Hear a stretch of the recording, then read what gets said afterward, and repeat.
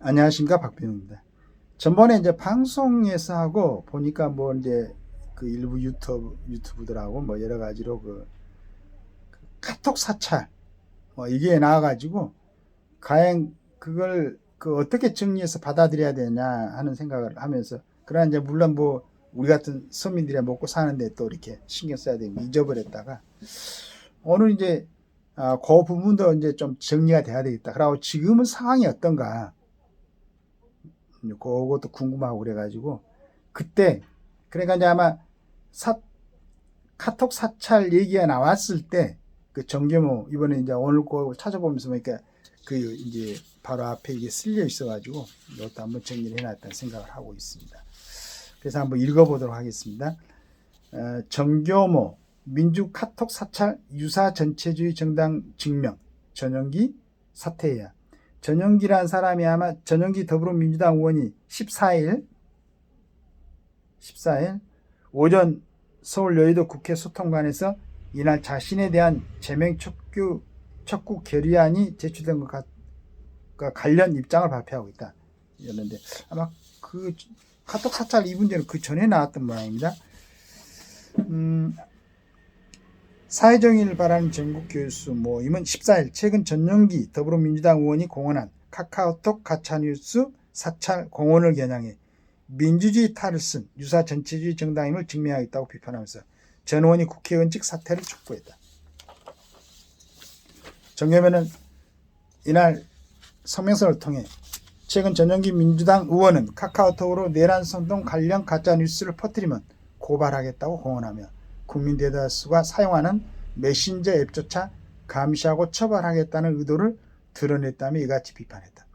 이어 이는 표현의 자유를 침해할 뿐만 아니라 대한민국의 추구한 자유민주주의의 근간을 뒤흔드는 발상이라며 민주당은 이재명의 아버지 나아가 신의 사제로 섬기는 이른바 개딸 전체주의가 지배하는 1급 독재가 된 지 오래다라고 주장했다.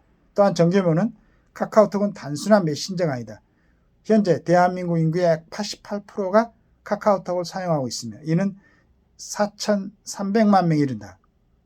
24년 기준입니다. 매일 주고받는 메시지 양은 일일 약 100억 건에 달한다며 이러한 수치는 카카오톡이 단순한 개인 간 소통의 수단을 넘어 국민 여론의 공론장 역할을 하고 있음을 명백히 보여준다고 강조했다.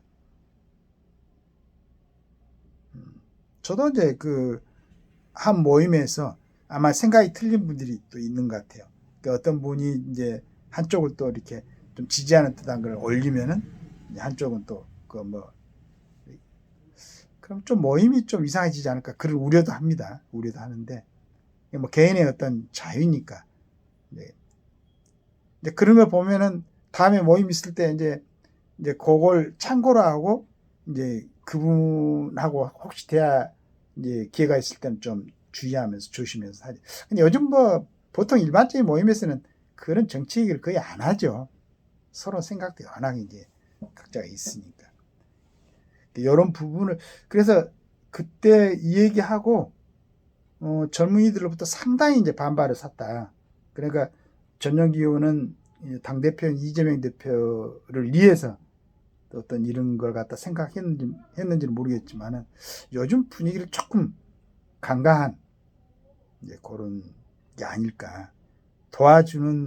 주지 못하고 오히려 이재명 대표의 그 지지율을 좀 떨어뜨리는 역할을 했지 않을까 하는 생각을 하고 있습니다.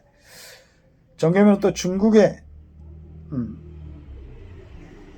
그러면서 전년의 발언은 이 같은 공간조차 검열하겠다는 의도를 노골적으로 드러냈다. 이는 사실상 모든 국민을 잠재적 범죄자로 간주하며 개인의 사상과 양심의 자유를 억압하려는 전체주의적 대국민 선전포가 다를 바 없다고 꼬집었다.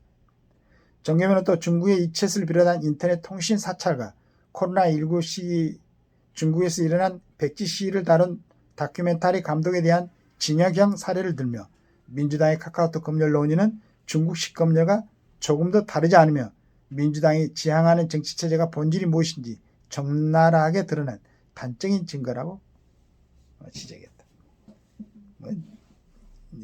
그래도 우리나라의 민의를 대변한다는 국회의원이 이렇게까지 생각을 안 할 거라고 생각을 하지만은 결과적으로는 국민들한테 이런 생각을 갖도록 한 좀 우를 범한 거 아닌가 이런 생각을 합니다.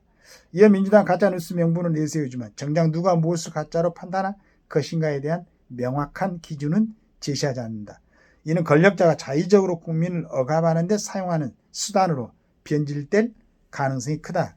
더욱 심각한 문제는 이러한 행태가 민주당의 일관된 권력 남용의 연장선에 있다는 점이라고 규정했다. 아울러 탄핵 정국 공수처 같은 권력기관까지 이재명 집권을 위한 도구로 기능한 지 오래됐다면서 경찰과 검찰 또한 민주당의 의지에 따라 움직이고 있다는 비판은 이제 더 이상 의혹도 아니라 공공연한 사실이라고 지적했다. 마지막으로 정교면은 표현의 자유는 단순한 권리가 아니다. 이는 자유민주주의의 근간이며 숱한 희생과 피로 쟁취한 소중한 유산이다. 만약 민주당이 이러한 행태를 멈추지 않는다면 그 끝은 국민적 심판과 자유민주의 반격일 수밖에 없다.